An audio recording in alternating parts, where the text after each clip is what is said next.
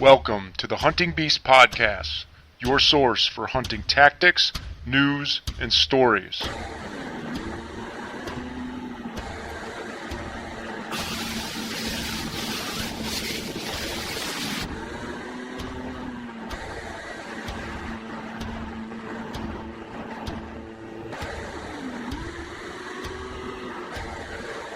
And now your host, Mario Traficante.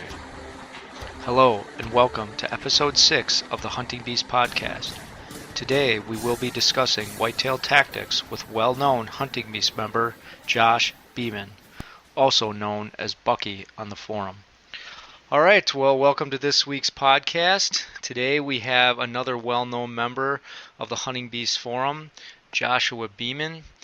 Josh is better known as Bucky on the Hunting Beast forum, and he's made a reputation for himself for coming in with some bigger bucks year to year and using tactics for hunting on various properties, not just focusing on one property, as well as utilizing trail cams. And he's, he works a full-time job like most of us and is a busy family man, so he's also able to do this while balancing all those things. So we're excited to get Josh's input on some of his tactics and how he gets this done year in and year out. So with that, Josh, take it away. Well, hello to everybody out in Hunting Beast world. I just want to say today is December 30th, so Happy New Year to everyone. I guess to start with, I'll just kind of give a little bit of background of where I grew up and kind of how I started hunting, I guess. I grew up in Berlin, Wisconsin, kind of the central of the state. My grandfather still lives on the Fox River, just north of Berlin. He has a 100-acre farm that has very limited timber on it, but with the river, it has a bunch of wildlife. So as a kid, I had exposure to shooting and hunting at a very young age, as well as fishing. And primarily, we did it for food. So spent a lot of time rabbit hunting, squirrel hunting, and then later on progressed into the deer hunting, although my grandfather's farm is not a real great spot to deer hunt, but it does have deer that pass through, along the river occasionally. So that's kind of where I started with the hunting portion of things. Currently, I live now in Appleton, Wisconsin. I work for Theta Care. The hospital's up in this area. I'm a clinical pharmacist. My wife's name is Lindsay. We met in high school and both went to college in Madison together. And we currently have 3 children. Garrison, my son Garrison, my daughter Gabby, and my youngest daughter Madeline. So it's kind of a little bit of a background of, who I am and where I came from, I guess. Yeah, so we talked about this a little bit earlier. I grew up and started hunting with my dad on a similar piece of property or situation where it was a kind of a tight-knit group of guys that hunted a single property, a smaller piece of property. How do you think that's different? I guess, was that an advantage for you growing up with not all this widespread information about deer hunting and kind of learning from a select group of people on a smaller piece of property? And actually, getting involved with wildlife and pursuing other aspects of being out in nature and things like that weren't just focused on going after a big buck. Do you think that was an advantage? Well, I think just growing up as a kid, that's where I felt comfortable being in the outdoors. Definitely the exposure, I think, over a longer period of time just kind of clues you into different ways that game utilizes terrain and, just hunting in general, marksmanship, things like that, being comfortable around different types of guns and, shooting bow and arrow at a younger age and stuff like that, has all helped. But I will say that, when I was growing up, it was fun. It was a traditional Wisconsin hunting camp. It was a friend of my dad's. He had a 200-acre farm in Saxville, Wisconsin, which had a perfect mix of oak ridges and and pines, and it had some marshy swampland as well. So it was a really nice area to see a lot of different game. Right. But primarily it was, at that time, it was more hanging out with my dad, my brother, and his close friends. And, we'd go out and set up permanent tree stands that were in the same spots year to year. We'd hunt over bait piles. It was legal then. It was good exposure to seeing animals, but it wasn't anything like what I currently do now as far as, the knowledge that's available too. Like going through the hunting base, it's just incredible that you have people from all over the country that are, willing to help each other and share tactics and information. I mean, you can really get way ahead of the curve as far as deer hunting goes just by, reading and then trying to apply those things to the areas that you hunt.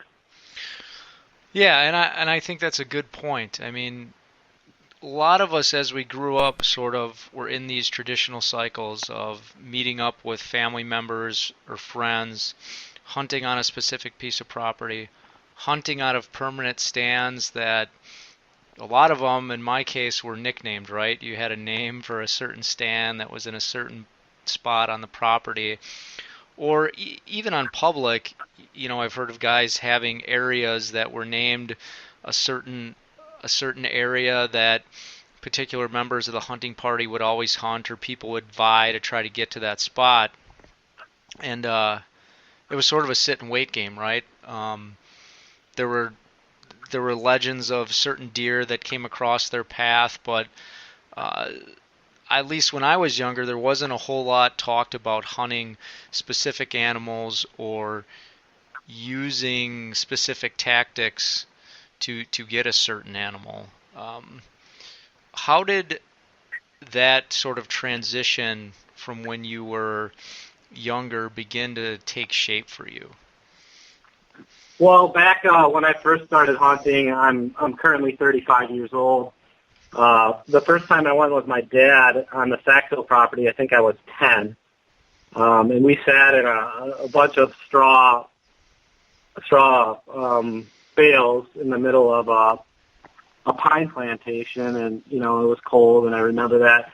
But I didn't actually carry the weapon until, at that time, was 12, was the first year that I could carry a gun. And back in 1992, when I was 12, shooting any buck at that time in that area was, kind of well respected, or, like if you got a buck during the gun season, everybody was super happy. Like, even the adults were trying to shoot even scrub bucks back then. So the mentality of hunting's really changed.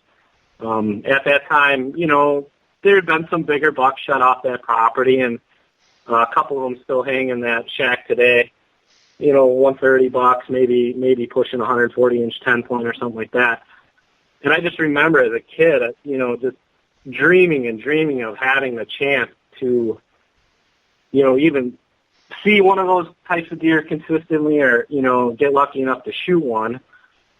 And I guess at first, when I was in high school, like transitioning from that into high school, I just thought, it was only a matter of time, hunting the stands that were throughout the property, not, paying attention to some of the wind and stuff like that, but not anything like I do today, or access. It just kind of, I'd spent a lot of time. I'd go evenings and mornings as much as I could, just hoping that would happen, and it really never did. Eventually, as it did with others, your time would come. The deer gods would bless you with a mature animal, and it would walk by, and you'd have your opportunity to sort of take it, Exactly. And we even got to the point that, we started, I think it was around 96 or something like that.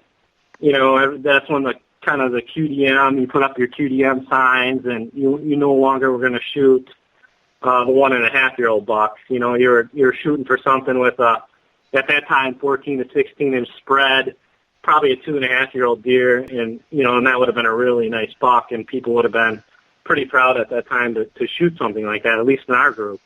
Right. And we did, and we started passing up those 1.5-year-olds, and And the landowner and my dad ended up shooting some 2- and 3-year-old bucks in the next couple of years, but still nothing that I consistently, even though I was hunting just as hard as them, I just never really had the opportunity to shoot one that at that time was, what I considered a head mount. Would you agree, though, that it's an important transition for people to make? I mean, everyone has different goals with this thing, right? And Right. Like you mentioned earlier, and my family was the same way. A lot of hunting as I was a kid was camaraderie and enjoyment, but a big part of it was putting food on the table. And I think Dan has mentioned this too as well, that his family was very similar when he was growing up. And then consciously making the decision to transition into, well, that 1-year-old or 1.5-year-old, 2-year-old buck, I want to claim, one of those. Now I want to challenge myself with going after that 3 to 4-year-old, now 5 to 6-year-old. So, I guess continue talking about how you sort of started making that transition into wanting to get those older bucks. Sure. Well, all through high school, I wanted one of those older bucks. It just didn't really happen. I had some opportunities, I'd say, at what now I realize were 2-year-old bucks that I thought were even bigger back in the day. And then I kind of met my wife roughly when I was 16 or 17 years old, and she's 2 years younger than me. And her uncle, actually another friend of our family, he knew my dad as well, had just this crazy wall of, 120 inch, maybe up to 145 inch bucks. I'd say back in the day he had probably a dozen plus, hanging all over in his basement. And I was just in awe that anybody could put that many big deer down. And back in the early 90s, 120 inch deer was a nice buck. You didn't see, at least I didn't see the quantities of, the monster bucks that are shot now today.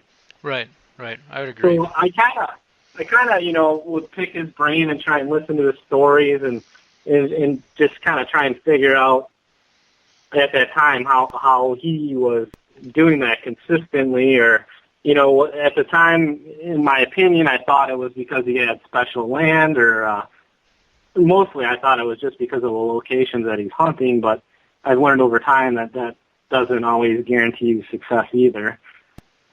Was there a specific thing that you picked up from him that you remember that he sort of correlated to being able to get on all those bucks? I think it was between him and then 2 of my college roommates that I started to realize that people that were consistent in killing these bigger bucks were hunting very, very long hours, and they were doing it later into the season than most of the rookie hunters. Like, when I was younger, I would hunt like Dan almost every day, September through October, and by the time November rolled around, I was almost a little bit burnt out. Like, I just didn't realize, how good that early part of November was for deer movement, or buck movement in particular. Sure. So that was among 100 different mistakes that I'd made as a younger hunter, that was like burning yourself out too early was one of the big ones. And then what I learned from my wife's uncle and 2 of my college roommates is just the amount of time they spent to shoot those bigger deer, which I think once I hit college, I started to really start to put the time in, closer to November to try and shoot bigger deer. Yeah, I can relate to that because I had a couple friends in college, the Schluter brothers. They're twins, actually. I know who they are. Yeah, I know who they are. A lot of people know who they are. Well, those guys, they were a couple guys like you described, where they have 2 walls full of big deer. But I mean, I can remember Ben spending 35 hours one week in stand. He was like, I spent about 35 hours on stand this week, and that sort of correlates with what you're saying, that these guys are spending a lot of time on stand and with other factors, but that's a huge factor in getting these deer during the right time of the year, Right. And doing it, and now as I talk to them present day, because they're, they have families and kids, much like you and I, they talk about how that experience of doing that has allowed them today to understand how to sort of pick and choose opportune times and weather conditions and such to slip in and hunt more efficiently, I guess. Exactly. I agree 100%. I kind of mentioned it in emails back and forth that we had before this discussion. The first truly big buck that I killed was while I was in college. I think it was around 2000, 2001, something like that. And I think I hunted, late October into November, almost 12 or 13 days straight. And I was spending a lot of time in the woods. And then even after hunting in the woods and maybe missing some of the courses that I shouldn't have been missing in college, I would shine at night too. I mean, I was totally obsessed with trying to kill one of these big bucks. And it just, mentally, I set it as a goal, and I wasn't going to quit until it happened. And when it happened, it just gave me such a sense of pride, or such a rush that it finally happened. It almost became like, you hate to say it, but almost a mini addiction. That I wanted to get back to that feeling again and again and again. Well, let's talk about that particular hunt a little bit for that deer, because obviously that was during a time in your life when you were in school. You arguably probably had more free time than you do now with 3 kids and your wife and a full-time job. And talk about some of the tactics, and we know time is one of them, but some of the other things you did to get that particular buck, and then we can sort of transition into how that's differed to what you do now. Sure. I think with the thing that really opened my eyes about living down south in Dane County, and if you read anything that I post on the Hunting Beast, you'll hear me pound location, location, location, location. I spend more time looking for locations with big deer than I probably do scouting them in the woods. You know what I mean? Like if you can get into a pocket or an area that contains high numbers of big deer, your odds, double, triple, quadruple compared to hunting an area that's only got a few of those animals. So getting back to Madison, if anybody's ever been down in that neck of the woods, so you travel west of Madison, and there's Black Earth, Mazomanie, Mount Horeb, all that beautiful rolling farmland to the west just of Madison. Just hunted Mount Horeb yesterday. So exactly. And it was such an eye opener to me. Again, 2 of these roommates kind of tipped me off. They were way ahead of their time as far as shed hunting too. These guys were nuts. They still are today. As far as looking for calf antlers in the winter, and they kind of tipped me off. I was living with them, so I'd see the antlers they'd bring back, and I was just, in awe that they could be picking up these kinds of antlers within driving distance of where we were living on campus. Right. So they kind of tipped me off to areas that were west of Madison to kind of check out, and I started, spotlighting more the next year. And I happened to lock in on this 10-point buck that I eventually killed. It took me, like I said, almost 12 days. But I first shined him, I think, probably sometime around, late October, like the 24th, 25th, something like that. And he was just this big body, like nothing I'd ever seen before, shining, around those areas, just bigger deer than what I was used to seeing back home in central Wisconsin, bigger. So when you first shined him, what sort of information did you immediately catalog in your mind? Obviously, you had general location, right? And right. What are some other things that you immediately recorded when you shined this buck? Well, it was kind of a progression of things. The first time you shine them, you're just like I was seeing, in that whole area, just kept driving around and was seeing more than just him. There were other really nice bucks too, but that deer in particular, he was one of them that I just had recently put into the, what do you consider a heavy weighing buck dressed out, and I think he was somewhere like 205, 210 dressed. He's Sure. just a really, really, really long deer. He just dwarfed the other deer that he was with. So he was just kind of like he really caught your attention. If there were 10 deer in a field, you could tell instantly that he was a buck just because of his body. As far as cataloging areas, that was kind of more, like obviously he was out in alfalfa field or other agriculture, but I just kept shining him night after night in that same general vicinity. And there was some managed forest land in that area. Did you put together any sort of timeline from the time when you shined them to correlate them back to bedding, or were you not kind of in that mindset at that point yet? Yeah, I wasn't at this point in time. I wasn't there yet with bedding or even with the leeward sides of ridges. That's what I ended up killing them on, was the leeward side of a ridge. Now that I think about it, but like at that time I didn't understand any of that. On this particular deer, though, I did shine him 2 nights in a row into November, trailing a doe in the same valley. Okay. And unfortunately, it was a little bit to the east of the MFL land that that I could hunt, and it was within a half mile. And I actually shined him on the MFL land, and there was this huge long driveway leading up to this ridge top, and I had no idea. I just decided one day, middle of the day, to drive up there and to ask for permission to hunt, on that ridge line, or, the ridge that was above the valley that I'd seen him in the 2 nights prior. Right.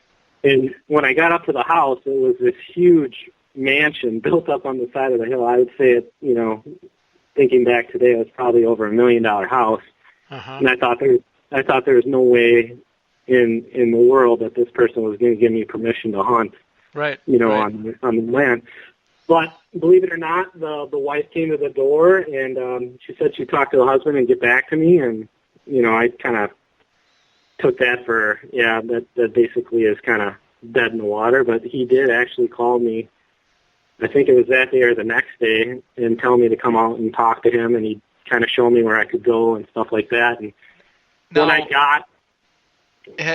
Was this one of your first times asking for permission on private, kind of outside your wheelhouse of where your family hunted, or had you done it before? Right. No, this was the first time outside of, central Wisconsin, where I knew somebody that knew somebody that, worked with so-and-so or something like that. I had some kind of connection to that person. So how did you get yourself to the point just to go and do it? Because I think for a lot of guys, this is sort of it can be a blocker point, right? Because it's hard to go up and ask someone can I hunt on your property? And right. I think it was just the size of the buck, and the consistency of seeing him down in this valley. I knew he was likely up on that ridge top, because I'd seen him there like 2 nights in a row. And I mean, he was a boss buck. He was running around does all over out in this big alfalfa field. And, I just figured, what do I have to lose? I drive up there, and I've been rejected so many times. Like, I've asked a lot of times since then, and, people are leery to answer the door, like, people get, sometimes it's not a real fun situation to be in, right. Asking for permission. But down and around Madison, a lot of people own property that do not hunt, and that's kind of a, it's more of a liberal area or whatever you want to say.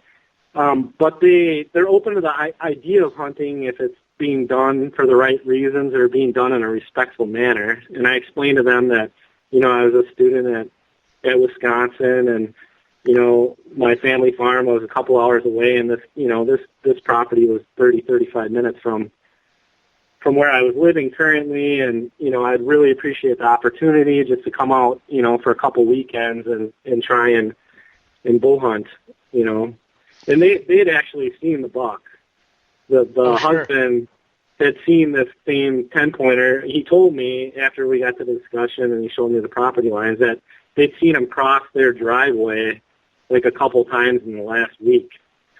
So you can only imagine how excited I was to get in there. I think it was November 6th, and have an opportunity to hunt that deer. And I think I killed him on the very first time I was there. And it ended up being the leeward side of a ridge with the wind coming over the top, just like explained in the videos. And it was just a beautiful, beautiful chunk of property. It was really thick with underbrush, just heavily carved out trails on that ridge side. You know, I'm guessing there just wasn't a lot of hunting pressure in that vicinity at that time. So did the owner of the property, did he actually hunt, or no, he was just observing? He did not hunt, but he had a friend that did hunt there during the rifle season. So, you know, I got the permission and ended up shooting. I think it was a cold November morning, like November 6th, and I had on rubber boots, and by about 9:30, 10 o'clock, my feet were numb. But just luck would have it, he actually was still with that same doe that I'd shined him with. I'm almost positive the night before, and she jumped the fence from the neighboring land and came right down the trail with him following. It was just crazy. It all came together, and, you know, that first big deer that you shoot after trying to get one, like, you know, you make it a point to try and hunt a big deer. That very first one you get, you can't even explain the feeling right that you get from that situation. So actually, one of the forum members, Dave Kraft, he's another UW graduate. Actually, he was one of the guys that helped me drag that one out of the bottom. Nice. Of course, he went downhill after he died. So. We drug him to the top of the ridge, and then the landowner brought his small tractor and actually loaded him up in the bucket and took it right to I had a car at that time. Took it right to the car. It was a crazy situation. Yeah. Crazy situation. So, but that's kind of where it all started. From there is when, you know, that adrenaline rush, that feeling of accomplishment is kind of what sparked my drive to try and, you know, go after bigger and better deer. Well, and I think what's important from that story is that, you know, we're advertised to a lot now in the hunting industry, and I think younger guys getting into it, they're advertised a lot to with a lot of products, a lot of sort of gimmicky things that, you know, a lot of companies claim you need to have in order to be successful out in the woods, or they're gonna put this big buck in front of you, and right. And what I like about that story is that what it boiled down to is you getting out in your car and you getting out into different areas, shining, and you patterned that buck. I mean, you patterned him to the point where you said, okay, if I'm going to actually go in and take him, I need to figure out how to get access to this private land, and you went in and asked permission, and it turned out well, and you got permission. But if you would have never went out and shined, you would have never even known that buck was there. Right, exactly. And I think that's a big, you know, like I just said it previously too, like that location piece. You know, it takes either word of mouth, shining, trail cam data, or something just to get you into the vicinity where there's, you know, the deer that you're looking for. And once you get in the vicinity, then it's a matter of, you know, looking for certain things, which we can touch on later in this discussion if you'd like. Some of the things that I now look for after doing this for 15 years. Like there's a definite recipe that I can cook up that usually will show an area that has a mature deer. Yeah. Mature deer to hunt. We can talk. Yeah, if you want to transition into that, we can right now. Sure. So I guess, and I've mentioned this too, and I think I even started a thread once on the Hunting Beast as to, you know, what do other successful guys look for? And I think Eric Pizar, known as Spy Spar, piped in as well as a few others. But if you're looking for an area that contains higher numbers of big deer, you need to find properties that have obstacles. And water is a good one. Thick cover, swamps, marsh grass is good, or bluff-like topography that, people just are not going to climb up and down. You ever been over to western Wisconsin? I've taken my dad and my father-in-law into the bluffs of Baraboo, and they can't do it. Up and down those huge ridges. One day of doing that, and they're done. They don't want to go back the next day. And then when you kill an animal, that's another difficult process to extract them out of that. So those are a few things. Rural areas, you don't want to have anything that has a huge city nearby. I mean, that definitely makes things more difficult as far as the pressure goes. If you can find an area that has bigger chunks or bigger blocks of privately owned land, if you ever look at a plot map of western Wisconsin or some of the, Sauk County, Dane County, some of those western areas of Madison, you'll notice that the farm sizes down there a lot of them are really big. I mean, I'm talking like people own 500,000-600,000 acres, 2,000 acres. If you find a jackpot, you could find somebody that maybe owns 2,000-3,000 private acres. And then if you can hunt off of that, you're almost assuring yourself that you're in an area that likely has some deer with age on them, just because, they're probably going to leave that big chunk of land that they're exclusive to their family. But what do they have? 10 family members maybe hunting, 3,000-4,000 acres. Right. That's going to leave a lot of those deer getting into the next year. So those are some of the things. I also mentioned in our email, and I think this is something that you and Dan might have keyed in on that property that you're hunting, is some kind of restricted hunt, be it a draw hunt or something like that, bull-only hunts, which, I've kind of looked into. Luckily, when I was down in Madison, that's right around the time that Dane County opened up park hunting, and it was bull only, and it was special permit only, and I blew it on a monster buck out in Mazomanie in one of those parks. I mean, it was probably, looking back, probably 155, 160-inch deer that I had at 15 yards, and I didn't kill him, but, I mean, just that's what I was looking for. I was looking for a restricted, access. Although it was public, you just had to apply for it. You had to write in or do something ahead of time or do a proficiency test with a bow and arrow to be able to hunt that area. So when you're looking for these areas now, I mean, are you starting? Do you do searches? Obviously, in the state of Wisconsin, you've built sort of a backlog of what you look for, but right. Do you start online looking at maps and areas that intrigue you, and then from there start getting out and actually driving to these areas and looking at them on foot, and then shining? Kind of what's your progression as you work through your process of elimination, I guess? Yeah, I think a lot of it nowadays starts on the internet. And even cluing in on, you hate to say it, but some, like the Schluter brothers or someone like that, just trying to figure out where are these guys hunting that they can kill all these big animals, and that might not get you next to the farm that they're hunting, but it'll get you in the general vicinity. And then from there you can work off of that and do some shining, talk to some people, what have you, to kind of narrow it down, and then finally, getting boots on the ground. One example I guess I can give is the Missouri situation. That was back in 2010. And at that, I was just at that stage where it was time to try and do something out of state and do it on my own. I had already gone to Manitoba, and on that hunt we had to have, a guide in order to obtain those tags to hunt in Manitoba. But he pretty much gave us free wheel of where we could hunt and set stands and stuff like that. So it wasn't 100% guided, but definitely had some,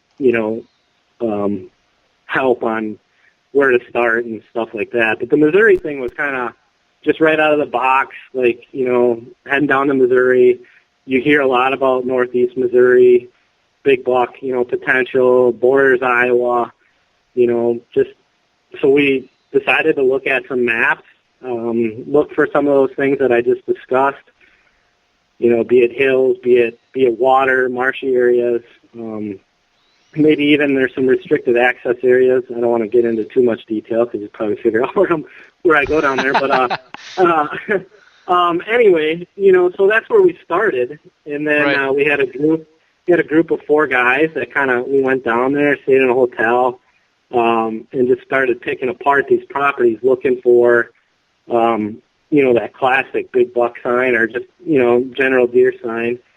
To try this first hunt, and then we decided to make things easier, we'd go in groups of 2, because when you're trying to hunt with 4 guys, it's just if you're trying to hunt the same area,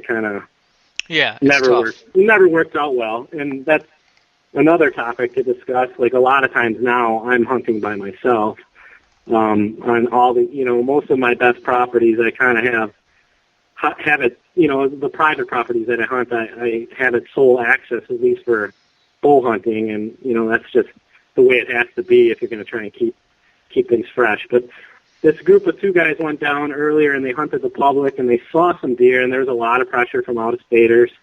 But they had mentioned to me that, there was these huge, expansive CRP fields, and they were seeing the bigger deer out in the grass. And then, there's this one particular area, they were seeing them migrate out of the grass north into the private property. And that, again, led me to try and get access into that private property. And I ended up working out a deal with the landowner to hunt that. And it was a river bottom. And opening day, my buddy was still on public, and he shot a nice, probably 125, 130-inch 11-pointer on public, and he missed the even bigger buck on the public. And he was trying to talk me into coming off of this private, but I had deer all over, and they were running along this river, and eventually I ended up killing that biggest buck of my life. But getting back to it, like, how did I end up in that spot? It had those ingredients. It had a monster chunk of public land. It had Terry Drury's farm, after research was by plat book, was 2 miles away from where I was hunting as the crow flies. So, you're in an area with Terry Drury and all the surrounding private landowners, that them guys are, letting those 130, 140-inch deer live. So that just puts you, it increases your odds at the chance for a really big one. And I kind of look for that in Wisconsin, too. There's certain areas in Wisconsin that, there's more management. If you ever hunted over in the western part of the state, those guys don't give a second look to 130-inch deer over there. They literally do not. It is not a big deer to them. We had a get-together in the local town that I stayed out there 2 years ago with the locals, and almost every one of them brought over a 170-inch plus gross deer. They all had killed one. And that's simply from being in that area and hunting, for any amount of time. It was just unbelievable, the racks that these guys were bringing into this little social gathering. I was just shocked. So now I'm spending more time over in western Wisconsin, although it's very hard for me to get there, being 3.5, 4 hours away. So. Right. And that becomes a challenge as well. Right. So once you've kind of isolated one of these properties, obviously, it's clear that you look for these certain pieces of topography. You like big chunks of public land adjacent to private, marshes, tamarack, large, thick areas. You're looking for specific areas that have, quality, that have quality deer in the area, either by hearsay or by who owns the property. So once you actually get access to one of these areas, what do you do when you get on foot? I spent a lot of time on maps for both aerial and topo maps. And there's a lot of guys that can explain a lot of those structures way better than I can. I will add that, after I killed that big one west of Madison, I started hunting more up in Sauk County in the ridge tops, and that's about the time that I stumbled. I think I killed maybe 2 more nice bucks, and then I stumbled across Dan's Hill Country video, and that's when I really started to peg down, how the deer in those hillsides were using the wind. Because I could find the sign, and, I was hunting deep in the timber, but I just didn't understand. Once you start to realize how a buck uses his nose to scent for does and scent for protection, that's when you can really start putting yourself in positions to kill those animals. Right. But as far as finding the specific spots, if I'm hunting a public chunk, I'm looking for something, and Dan talks about it all the time, something that's overlooked. Sometimes those areas can be close to the road, but oftentimes they're the nastiest, hardest parts in the area to get to, whether they're a long walk or they're crossing water. I hate cattails. I avoid them at all costs if I can. But I know you guys tread through cattails. Yeah. If you can do something like that, you'll separate yourself from 95% of the pack. And then you're hunting an area that, is almost kind of like a little piece of private within that public. It only takes an area of 40 acres within, say, 1,000-acre chunk. And those deer will be isolated in that 140-acre, 80-acre pocket. Right. Just because there's no pressure there. And that's kind of what I'm looking for. And then, some kind of topography, like, I can honestly say I don't think other than Chubbs, and we'll talk about him a little bit, that's the buck that I killed this year on my private lease, I can't ever say that I specifically set up, like, over the bed of a buck that I wanted to kill. Right. I've been in nasty, thick bedding areas, but I don't think I've ever, like, narrowed it down to a single bed like maybe some of you guys do that are hunting more marshes down in, southeast Wisconsin where the pressure is extremely high. You probably got to get right in on that, single bed on an island or something like that to have an opportunity. But is there? Go ahead. I was just going to say back to breaking it down. So I definitely take a quick. Well, some days a multiple day stomp if it's a big enough property. Hiking through hills or in the winters. That's when I like to go in the marshes when things are froze and you can really cover some ground. After you kind of do that initial tromp, at least what I've learned over the years is, we're probably going to talk about a little bit is, how to utilize trail cameras. And basically, I learned what I do now from one of my friends. I watched him kill I think it ended up being a 180-inch deer. Uh-huh. And he pegged that thing down in a marsh using cameras. And I mean, he was super aggressive. Like everything you read about, like, blowing a deer out and they're gone forever and blah, blah, blah. I don't believe that as much anymore. Seeing what I've seen with mature bucks and how aggressive you can be, and how far they move after you can definitely bump them out of a bedding area that they want to be in and they won't come back to it, but they don't move, I don't think, as far as people think. Right. So he just kept rotating these cameras around, and he was getting close, and same thing, he put an arrow in this deer, and it was a high shot, back shot, and we actually had a picture of it then with, unfortunately, with an arrow in the back strap. But it wasn't a week later, and he was right back in the wheelhouse of this particular deer, and he finally killed him. So it was it's pretty amazing to watch. And at first I thought, well, that's one isolated incident. And then he did it again, and on another mature deer, and then I started really paying attention to what he was doing. And essentially, I think, I don't know what his real name is, but Moon Dude out in Maryland kind of mentioned the same thing. Like, you cast this initial spread of cameras, as many as you got, and you just kind of plunk them all over through a property, and you're just essentially trying to get lucky and catch one of these deer on camera initially in the summer to begin with. And now that minerals and stuff are illegal in Wisconsin, I focus on apple trees are a big one. Isolated water sources are a big one. Any kind of structure within the timber or any kind of structure within the marsh, be it a fence line, or a creek or a transition from, an island to red brush or something like that. Those transitions, we talk about edge all the time. And that's where we'll initially plunk these cameras when we're trying to learn. And you might not be able to use that information the very first year that you do this. Right. But over time, you pin down mature deer. Like, you can isolate them, figure out where they like to be at what times of the year, and they tend to show up routinely if they're still alive in the same areas, which is just mind-boggling to think that, that you can use cameras in that way, but it does work.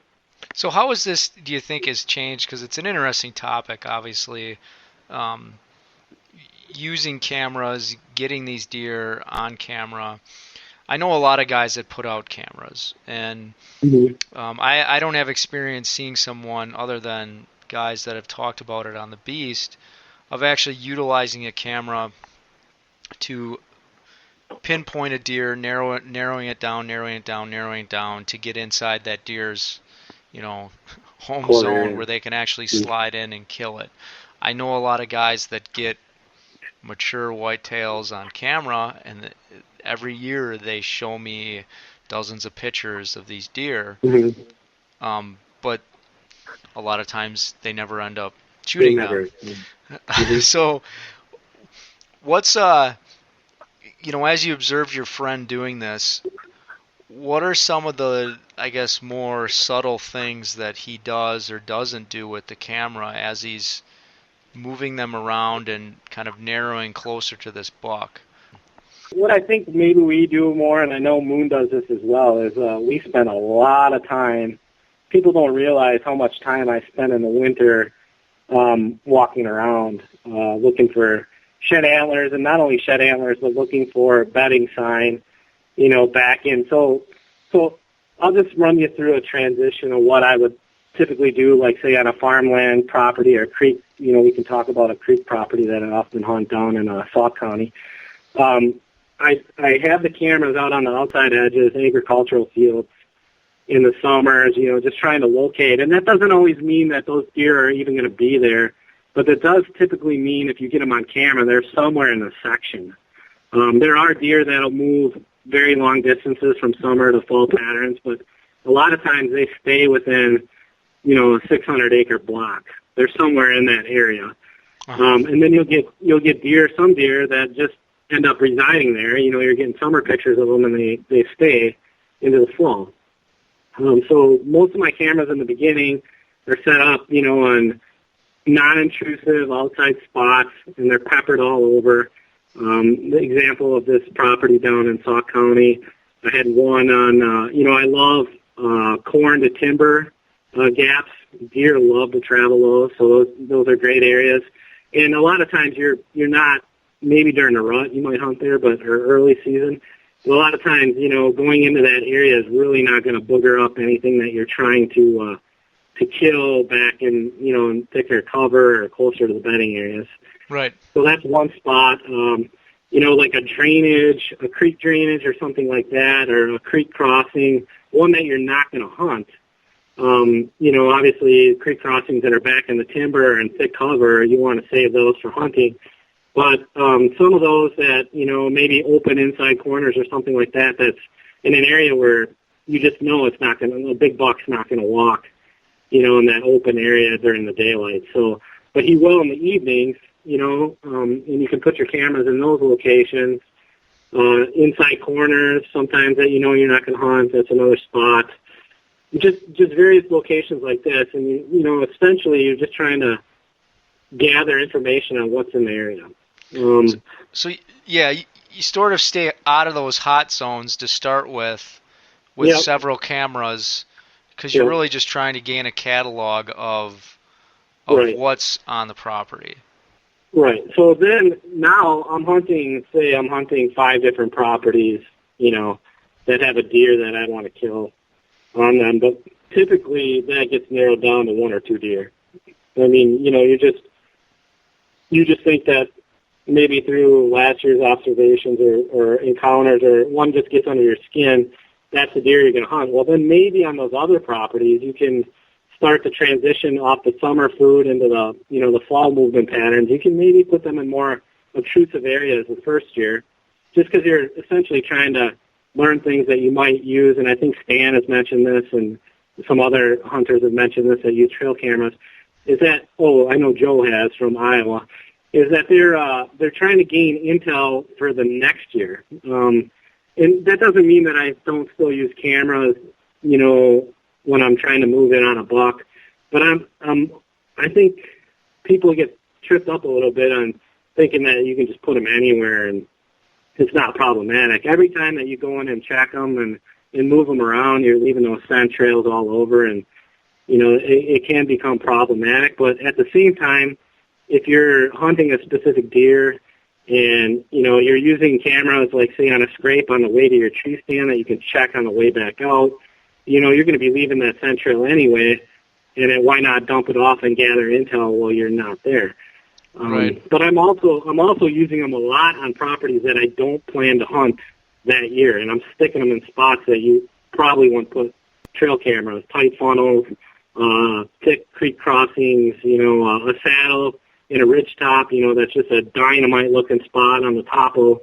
But I'm putting them there, and then I'm kind of seeing what happened that year, and I'm cataloging all these pictures, and eventually over time, the chubs, I wish I could show all the pictures of that deer, but you can eventually over time isolate specific trails that they use within those terrain features, and they use them year to year. The bucks use the same trails. The heavy doe trails stay heavy doe trails. And I've mentioned this before, like when you're hunting in hilly terrain, bucks don't often use those beat down trails that you find, or even find, rubs on trails. They're using the topography to wind check those trails. And by that I mean, we talk about the thermal tunnel and the 1/3 elevation, like the heavy, cruising trail that you see there is more, like the bucks don't come trotting right down that thick trail. It's somewhere above that or off to the side of that, and they're almost like they're scent trekking those heavily used trails, and they're using the topography. Go ahead, sorry, Laurie. No, that's all right. Yeah, it makes sense. They're getting themselves in close proximity to where that main travel corridor is, so they can check it either by sight or by smell. Right. And that is, I guess I never thought about that, but that is an interesting, I guess, use of all this camera history and travel history, is that you actually get to understand a difference between a beat down trail that every deer is using on the property versus a trail that only a mature animal is using. Right, and then you start to see trends too as to how, we always talk about in the marsh on the backside of a dogwood or red brush or something like that, how you always see this beat down cruising trail, and those are in fact buck cruising trails on the downwind side of thick cover. Like you're running cameras there, you'll get all kinds of bucks that cruise down that trail. So that's just one example. Say a parallel trail to a creek too. I love hunting creeks during the rut because these bucks, they'll jump on a creek and they'll just cruise along that creek, checking all the little oxbows and blowdowns and areas along that creek for bedded does. It's almost like a super highway if you can find a creek bottom that runs through hilly terrain or through timber, in an area, say Sauk County, something like that, that has, some bigger deer. Like I run cameras down there and I get deer on it through the summer, and there's, some good deer in the area, but during the rut, it's just crazy to see what shows up. And I think what happens is these deer get on those creek bottoms and they just cruise them, and they're looking for, because they know the does are going to be, a lot of times in close vicinity to that water and that cover.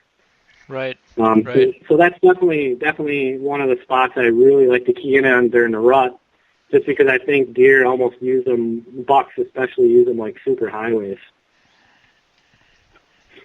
When I'm not hunting a particular deer, just hunting an area, hoping for rut hunting, as a lot of people would call it, I guess. Right. In general, yeah, makes sense. Back to the cameras, so cataloging these pictures. I have a computer at home, each deer gets its own file folder. Some of them get a name after a while. I know some people hate that, but when you're talking about all these different deer with somebody, after a while, you got to start naming them somehow. Otherwise, nobody knows what you're talking about. Yeah, keeping track of them, right? Right. And then, just cataloging things over the years. And deer change. Where they are as a 2-year-old often is not where they are when they're 4. But once they hit that 4, 5, 6 stage, a lot of times they're starting to really hone in on where they like to be or their core area. At least that's what I found. And a lot of that's found by, continually moving cameras around or just using my scouting along with the cameras to kind of, okay, I'm getting him on camera here. His direction of travel is this way. He's doing it at this time of the day. Like, where is a likely bedding area, related to that camera situation? What and obviously you're using these as a very precise tool to sort of fuel your goals of getting on particular deer, mature deer. What are your thoughts on sort of because this came up in the trail camera thread that was on the Hunting Beast, just about the use of cameras and how much impact they've had on not only taking big bucks, but sort of that motivating factor. Like, would a guy spend as much time in the woods if he wasn't seeing deer? It's almost like that carrot that's out there. I've got these 5 mature bucks on camera. Now I'm out there longer because I believe I have a chance to get one of these. Right. I mean, and that you nailed it right on the head. Like, if I didn't have pictures of some of the deer that I had in that area, there is no way I could sit dark to dark, in big timber or what have you.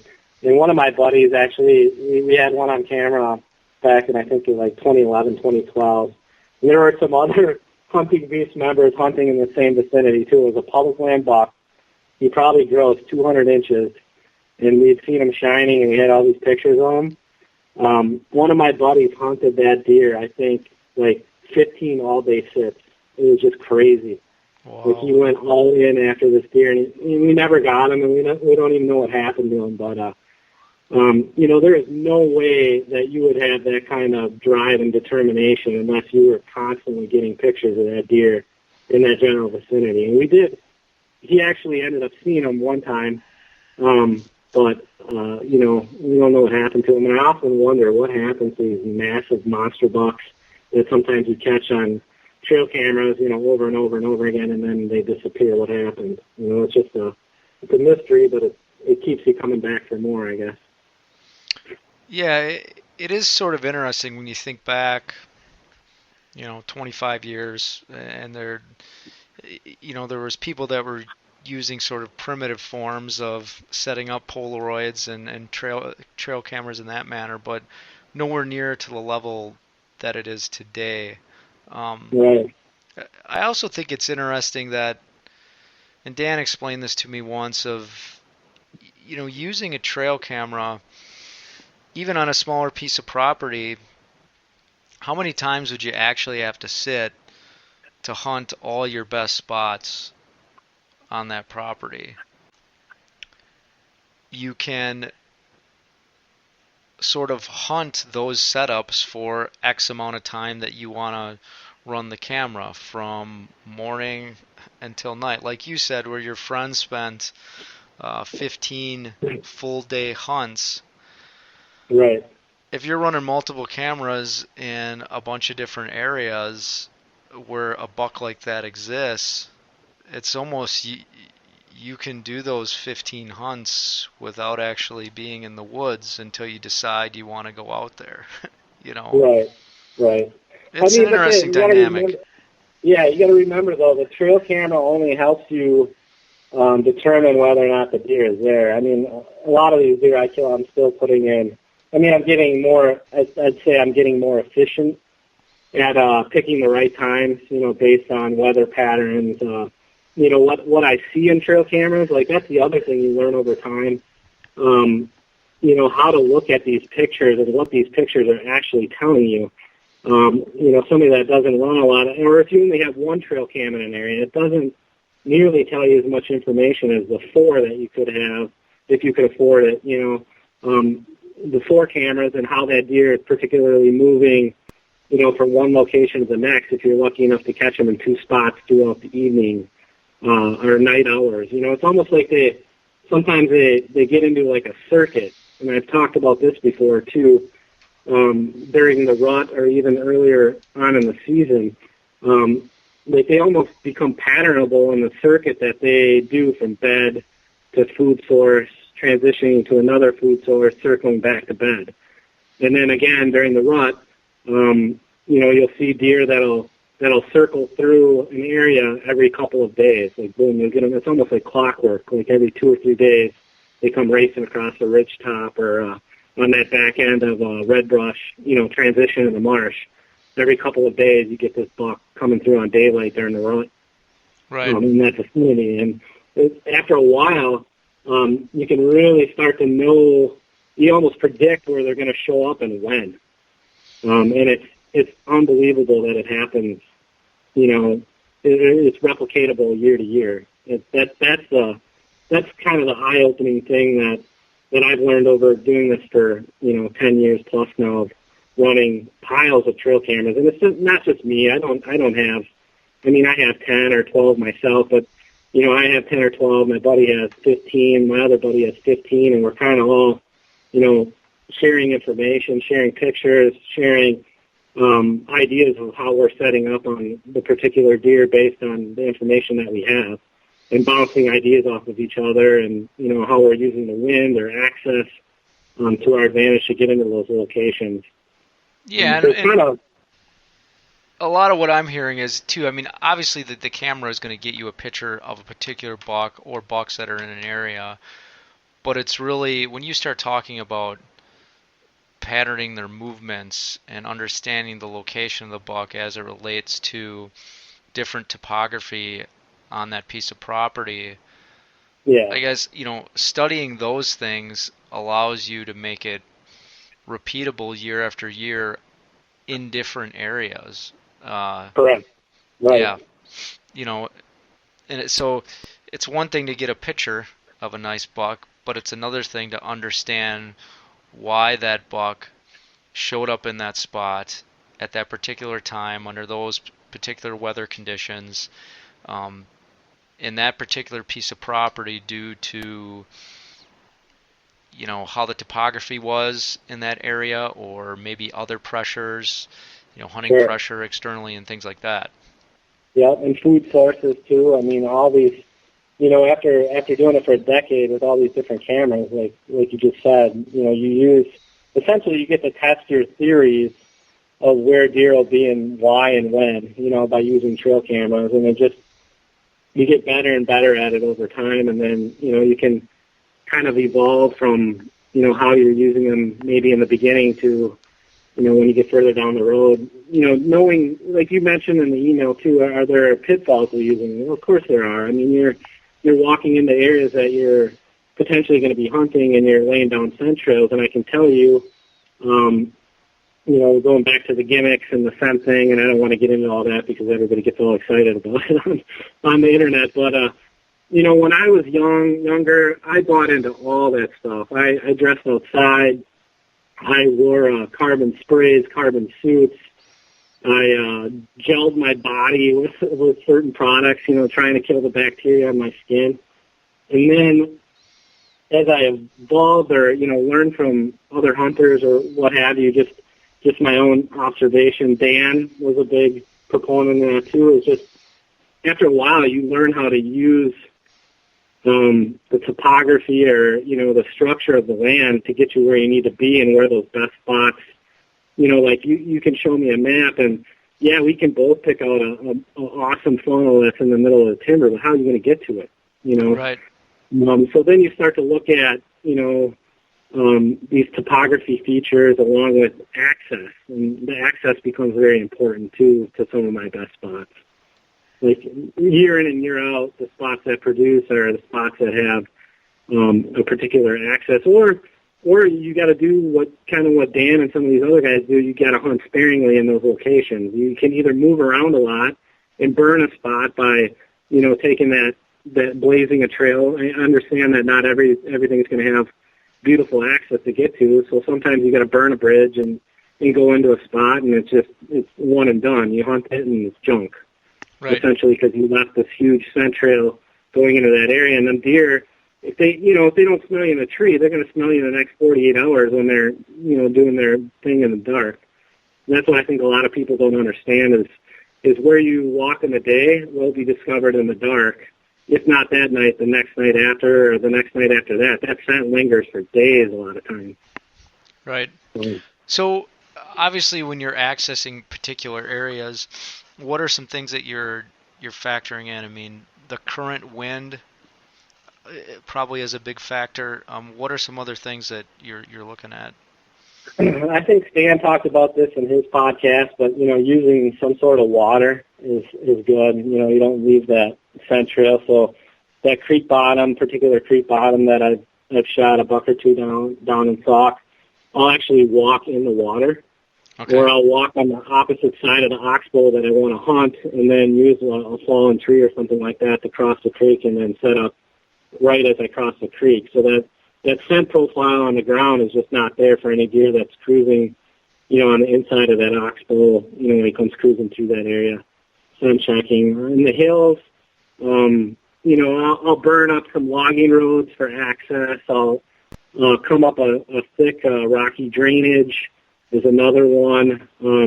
Sometimes, like in the hills, another kind of a cool spot to look for is if you have an open top, say like an agricultural field on top, and then there's a drainage that comes up and pinches with that open top.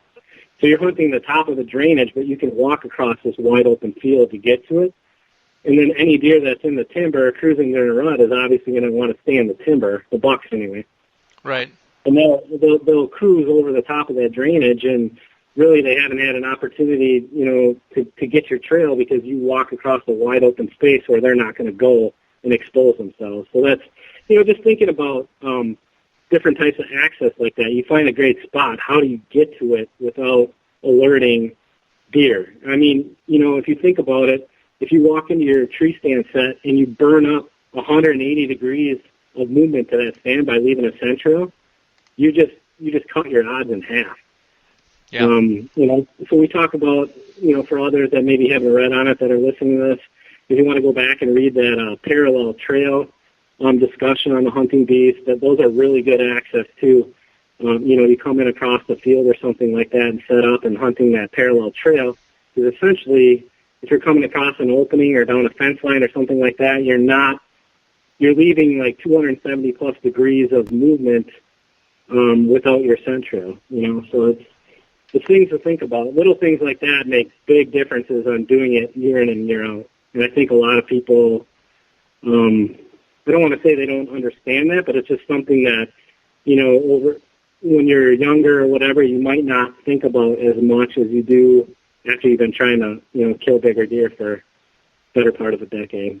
Yeah, I've seen that play into it while on stand, where if you miscalculate the direction that the deer are going to be coming from and they get across your trail before they get into your kill area, then it's game over. Yeah, a lot of times it's the gig up, but that's how you learn, and I'm not saying that you're going to come out there and you're just going to understand this all in one, you can't just read it either on the hunting beast and then go apply it and start killing 140-inch deer. Unfortunately, it just really does not work that way. It takes years of being in the woods and reading sign and getting to a point where you have a routine for your setups or whatever, however you're doing things. Just it builds and builds and builds over time, and eventually, you just start to get a gut feeling when you walk into an area where you need to be and how you need to get there. Yeah, I agree. That definitely takes time. And time on stand.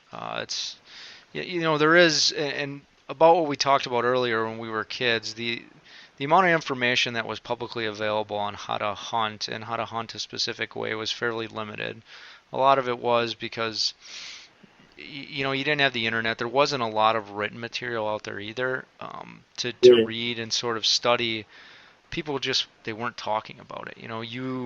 You set up on your family farm. Other people went out in public. They had an uncle, like you said, or a friend that was particularly efficient at killing certain bucks, and they did a couple things this way, and that's how information was passed. Right. I think people, obviously through this forum, like the Hunting Beast, and through these podcasts, can gain a lot of information, but what they need to realize is not to get it discouraged, like you say. You may put these Right. things into practice, but you're going to fail more A times. lot. Yeah. But you're going to learn a lot from that. Exactly. Like you said, and then it's going to come together for you. But there's a lot of information out there, but you still got to get on stand and do the groundwork to actually experience it. And I would agree. That's where I see with some of you guys that are very successful year in, year out. You get into an area and it's like you just know. You know that these tendencies are all in place. Therefore, I'm very confident that I'm going to get on a mature animal. Right. Right. Yeah, you get almost like a sixth sense of, like, this is a really Bucky stand, or this is, I've had stands too, like when we went to we won that outfitting trip in Illinois and I was down there with Eric. There's a few stands that I was in that I just felt like, oh boy, I'm in a hot spot today, like in a big, it was a bunch of hilly land down in Illinois that we hunted. Right. But there were a few sets that I got in that I was like, this is junk, I do not want to be here, and that's kind of where I got to sit, and maybe I was wrong, maybe that, those guys hunted there and they understood that those spots, but you got to have, it kind of comes down to, you got to have confidence where you're setting up too, otherwise you're just not going to pay attention and you're not going to take things, you just get sloppy, and when you get sloppy, your results drop off a cliff. And it's happened to me. There'll be times that I just, I don't focus as much. I get sloppy, and my deer sighting, it just plummets. Does, everything just plummets. And you're like, well, that's because I'm getting sloppy on how I'm setting up my access, like what I'm doing. So it takes work.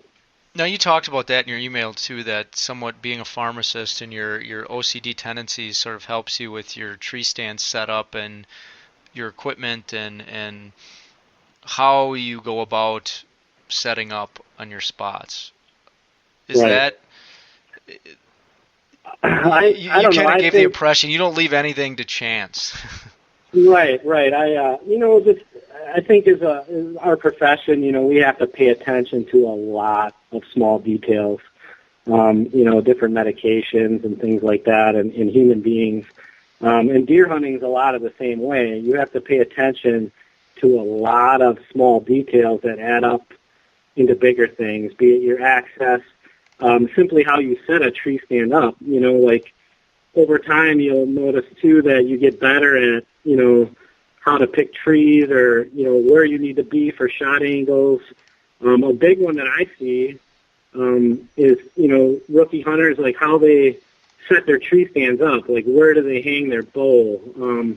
When I get into a tree stand, I try and replicate everything the same every time. I put my bow hanger over my left shoulder. It's one of those, like pulled out bow hangers over my left shoulder. Bow hangs on that. I take my quiver off. I don't shoot with my quiver on if I can help it. And I hang that on the lower right hip. I put my fanny pack around the tree with my claws on my left. You know what I mean? So it's the same every time. I have my rangefinder hanging over my right side shoulder. So I just have to reach up and, the cord's perfect so that I click it, right in front of my right eye. These things, like, I set that up the same every time I'm in a tree so that when a deer comes in, a buck I want to shoot, I don't have to think about any of that. It's just all kind of automatic where things belong, It's the same thing in your hunting packs or how you pack your stuff in. If you don't have a system, you get in there and you're kind of fumbling around, you're making more noise, it's dark, it's cold, it's kind of beating you before you even start. So you really have to, at least I think, pay attention to all those little specifics, and they can really add up to to helping you out. When it finally comes time, you hear it all the time. I finally had my shot and I blew it. And a lot of that comes down to your mental preparation, like how much have you practiced, how much have you, how you have things set up at the time that buck comes through. Are you ready? Are you on your cell phone, which I probably was when he came running by. I know that was a topic of discussion, and I thought that was funny, but yeah, I'm guilty of using the smartphone on tree stands. So, right. I think it's all those little things add up to big things. Your attitude, your mindset, your preparation, it all makes a difference. Yeah, I agree with all that, because your mind can play a lot of tricks on you from a confidence standpoint as you're accessing your area you want to set your stand up, or as you're getting set up. If you're not particularly focused, you can have, you might get down early, or you might start to move in your stand, and then all of a sudden there's that buck that you were planning on seeing, but you weren't quite confident that it was gonna show up. Exactly. Yep. Mindset's a big part of it, I think. Cool. So, how for some of us other family guys, I mean, obviously you're spending a lot of time out, and before you start, I have the best wife ever. So what sort of reward plan do you give your wife to allow you to be out on the on the road tracking these different properties? Well, like I said, it's networking. I did a lot of that when I wasn't married and had children, and I've actually, over time pulled in a few buddies which I call extreme type guys, that I rely on more now heavily, that I cannot travel like I used to. I cannot get away from, my 10-year-old and my 7-year-old, my 5-year-old. I cannot do what I used to do as far as time and running around and stuff like that. So now I got to try and be strategic on, like if I'm going to do a camera check, sometimes, I'll do it on a Saturday and, very briefly on a Sunday morning, and I'm checking 15 cameras and walking all day in July. Right. And there's not a lot of guys that are going to do that. By the end of the day, you soak through everything that you're wearing, and you put on a lot of miles in July. Mosquitoes are terrible. So it's not that I have, I probably, have some flexibility in my scheduling because I make it at work, which helps. But as far as the reward system with my wife, at times, definitely in my early 20s, I think definitely was a little bit selfish with my time and my priorities, prior to having kids. But once the children come, you got to shift that around. And you just got to get better at when you hunt. Like now, before I wanted to be in the woods every day. I wanted to hunt all the time. And now, if I can have that opening week or those opening 4 nights, because I think that's some of the best time of the year to do a bed to feed pattern, to be able to shoot a deer that you've been watching all summer. That's what I asked for. I'm like, can I get these 4 days, and then the next 2 weekends we'll do, this family stuff or what have you. Right. It's creating that balance. Yeah, creating the balance. And, anybody that has 20-plus huge whitetails on the wall probably has, they've spent a lot of time, a lot of free time in the woods. Oh, yeah.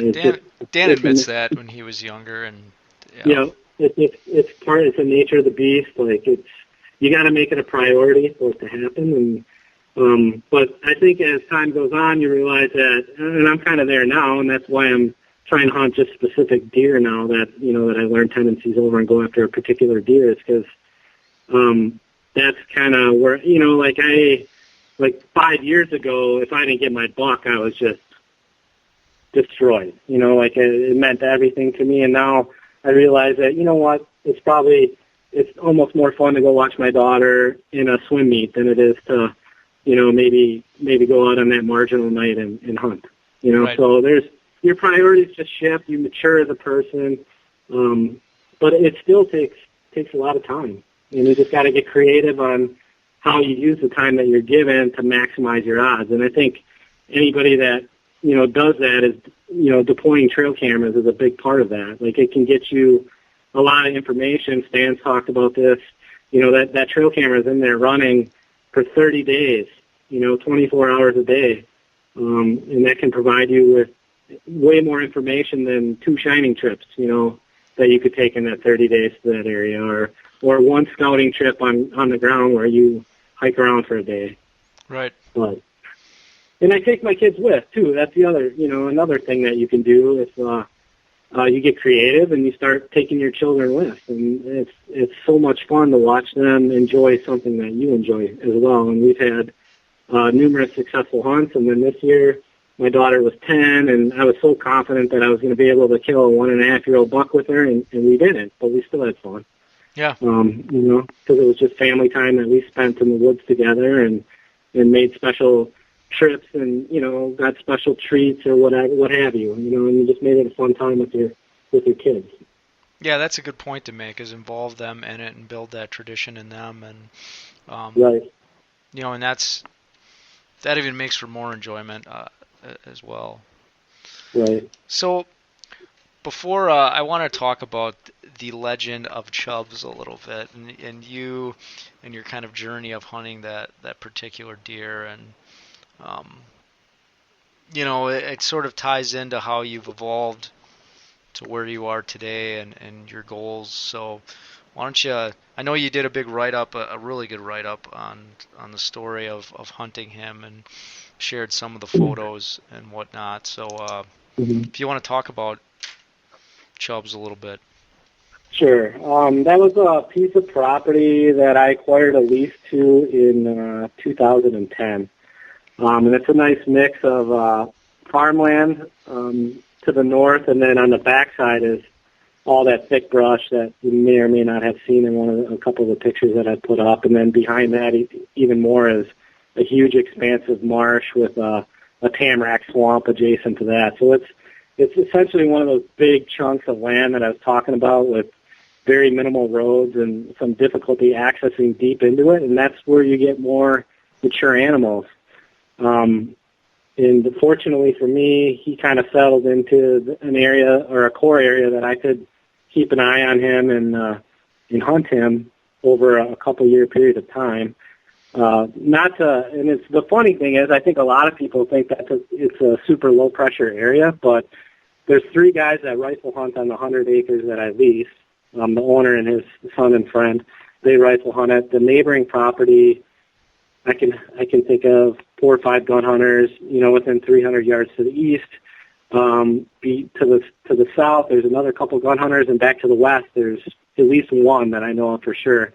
So, I mean, that deer's evaded a lot of different opportunities over the years to stay alive, and I think a lot of that he did by, keeping in the brush. Like, he learned from a young age on, or maybe he had a smart mother or something like that, or just tendencies that, he stayed in that brush most of the time during the daylight, and then would come out into the agricultural fields in the evenings.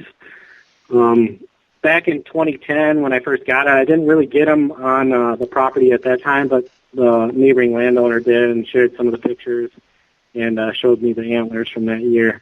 2011, I went after him pretty much exclusively. But all the pictures, now looking back, if I go back and look at the pictures I had of them, they were all 10 o'clock, 9 o'clock. Very few of them, if any of them, were in the daylight in the areas that I had the camera. Like, he just, I don't know if he was in a different, like, bedding vicinity, or he just didn't move as much as a 4-year-old. He didn't get out of the bed until, right. And then Dan explains this too. Like, sometimes I've hunted back in that brush on the ground, and I've watched these deer get up with 10 minutes of shooting light left, and they just stand there in a bedroom. Like, I almost shot that one off the ground a couple of years ago. He sat there and I'm like, this is a done deal. When he steps up, I'm going to shoot him at 25 yards. And he didn't get up, until it was almost quit time, like dark 30. Right. They once they know they're being hunted, they don't move far from that bedding area, or that from the bedding out to maybe a transition area. If it's thick cover, they might do it a little bit sooner than later. But a lot of times when they know they're being hunted, or there's heavy hunting pressure, they stick tight right until dark.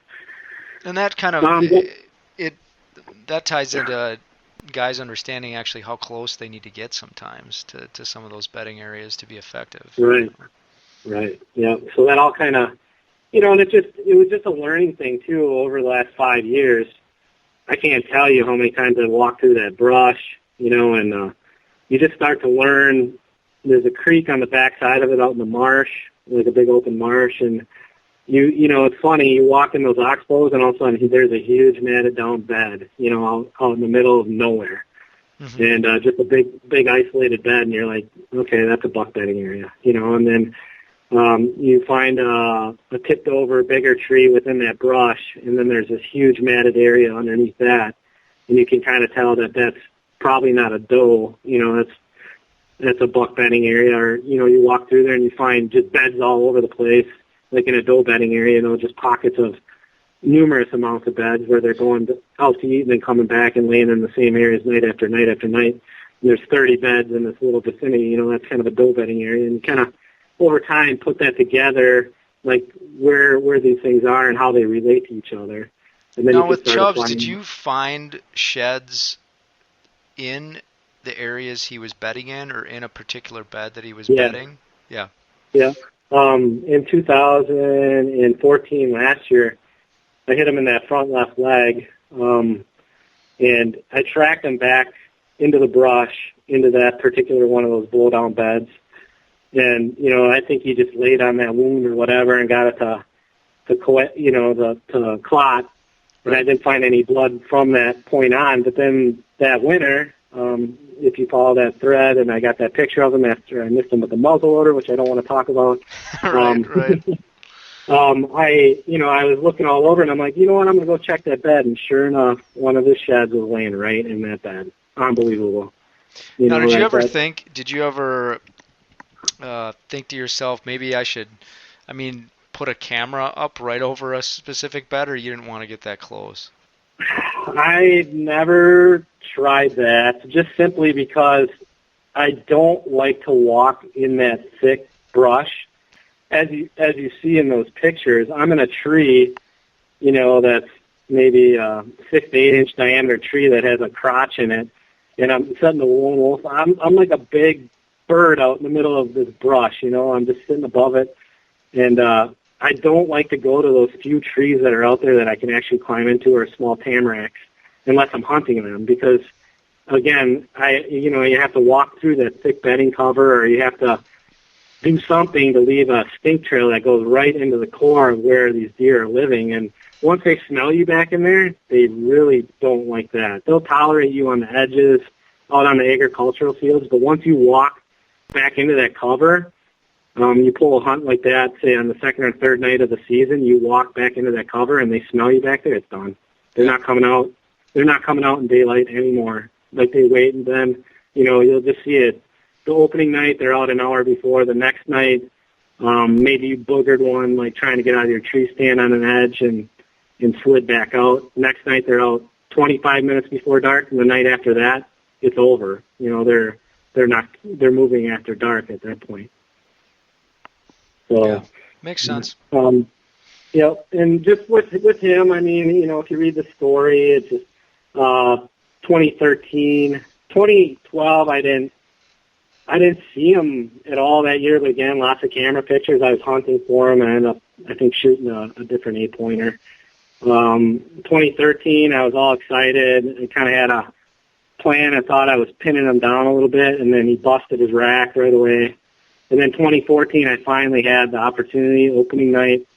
I saw him at 50, I think it was 46 yards I ranged him at, standing out, in wide open agriculture. He came out of the corn and fed into that food plot, and he was standing there at 46 yards, and I was like, I can't take that shot ethically that evening. And then the next night, it was later, and then that other deer kind of, got my boot track and started boogering back into the brush, and I'm like, man, I've been after this deer for years, and he's out there at 40 yards in that cornfield, and it's kind of the same situation. It's like a now or never type thing, and I decided to take the shot, and you saw how that ended up. I hit him in the leg, and, and he had to kind of go through a crappy year that year, I think, because he moved slow for 10 or 14 days. But then again, by the rut, he was fully recovered running around. Which is amazing in itself of how resilient these guys can be, Right. I mean, that's another thing we've learned from cameras. Buddies and I, like if you put a bad hit on them, a lot of times if it's close to the rut, even though if you smacked them dead center in the shoulder and broke that leg, you'll still see them out running. Like that drive to breed is like just kind of takes over their being. They're hurt bad, but they're still out there trying to breed. It's crazy. So a lot of times, if they're still alive, they show up on camera. And this year when he didn't, after I shot him in that thick brush again and spent quite a bit of time looking for him, when he didn't show up on camera, I just knew that he was dead. And, it was just eating at me. I was having problems sleeping, and I just had to keep going out there every chance I could and look for him, mainly because, I felt bad about it. And number two, it was just such a long story, like I couldn't let it end without knowing what happened, Well, that's the big thing that I sort of, I respect out of that whole story is the time that after you knew you hit him and you had a really good assumption that he was dead, the time that you spent going back out there to try to find him. I mean, I guess I would hate to say this, but I think a lot of guys, might not give up just due to laziness, but they would just give up due to discouragement. I didn't find him the first couple times I tried, and now he's gonna, he's gone. I'm never gonna find him, or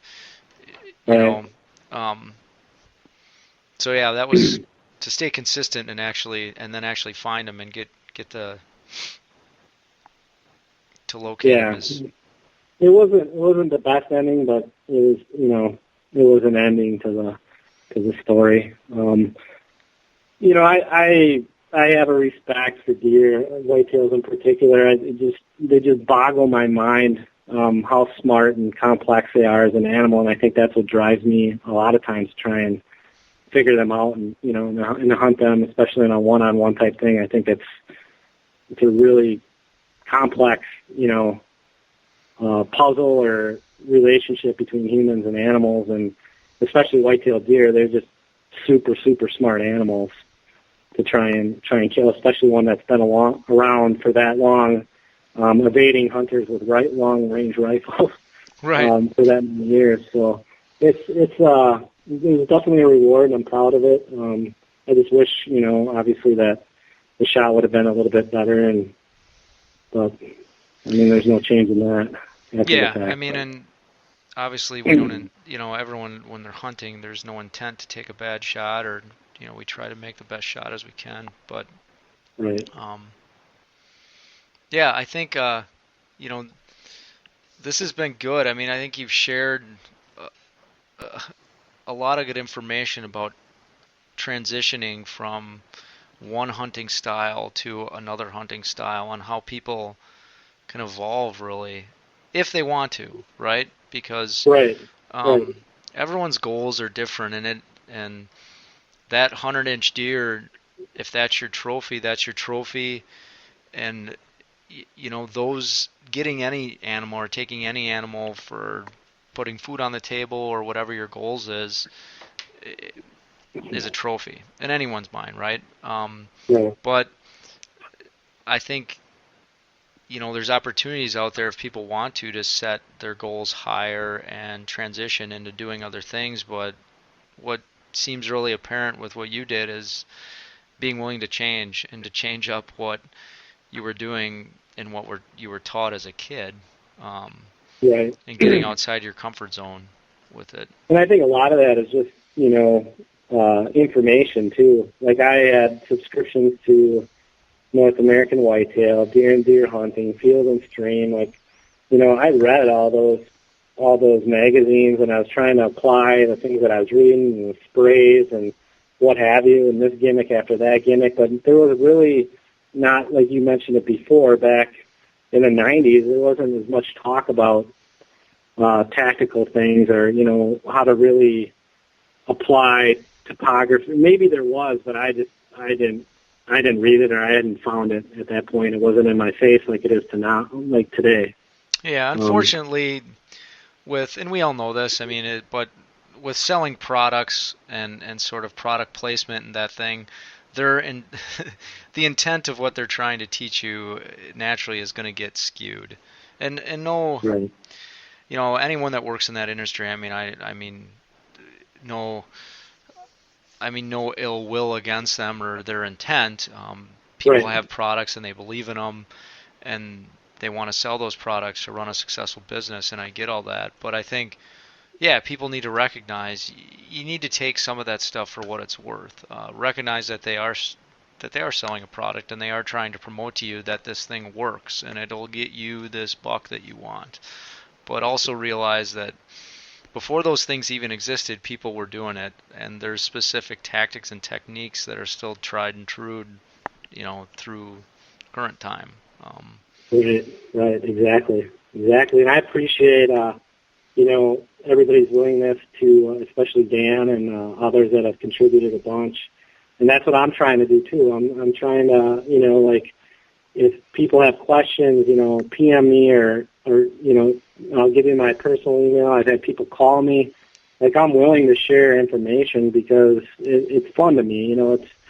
I kind of gone through the transition to, wanting to get that first big buck so that you can show it off to your buddies, then wanting to prove that you can do it year in and year out. And then you get to the point, I think, where, like Stan and maybe Joe and some of these other guys, you almost like become reclusive. Like, you don't, people think it's kind of over the top, when you've killed, say, a dozen or 15 or 20 or 30, who knows, like Stan's probably got 30 big ones, but right.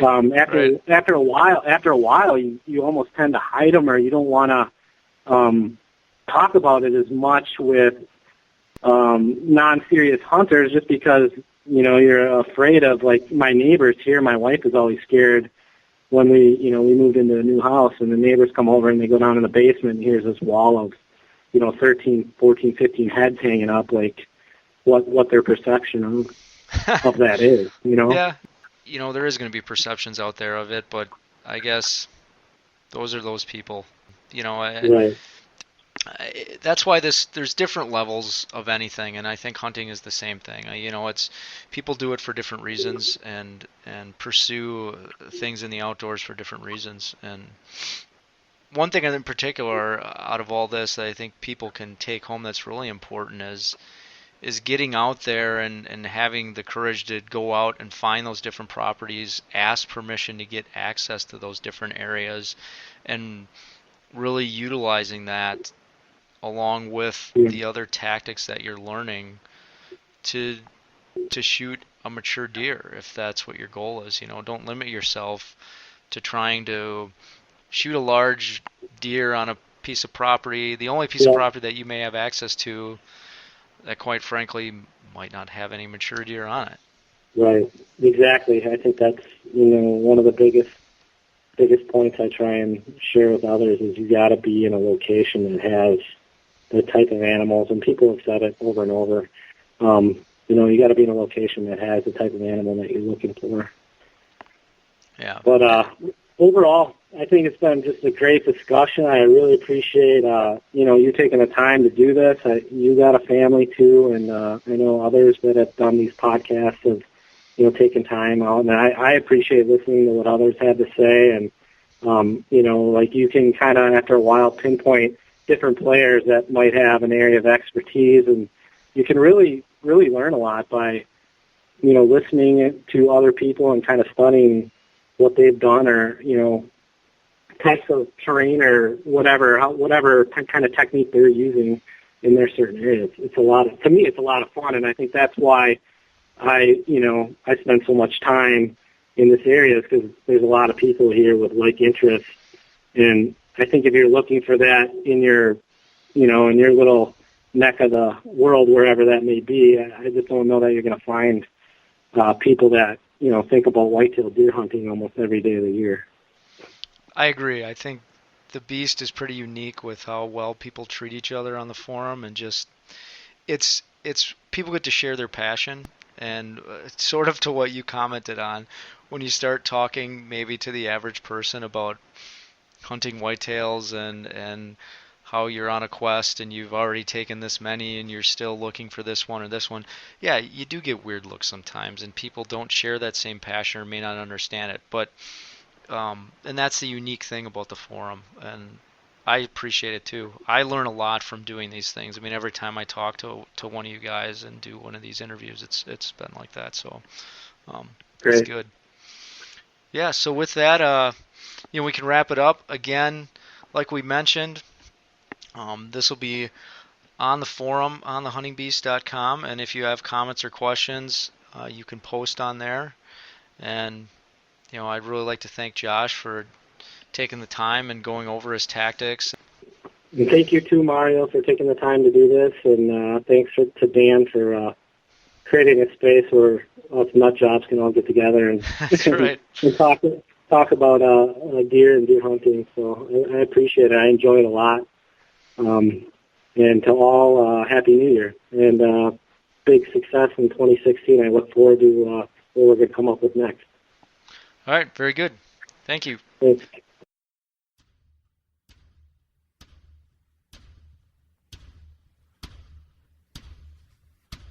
That concludes today's podcast episode.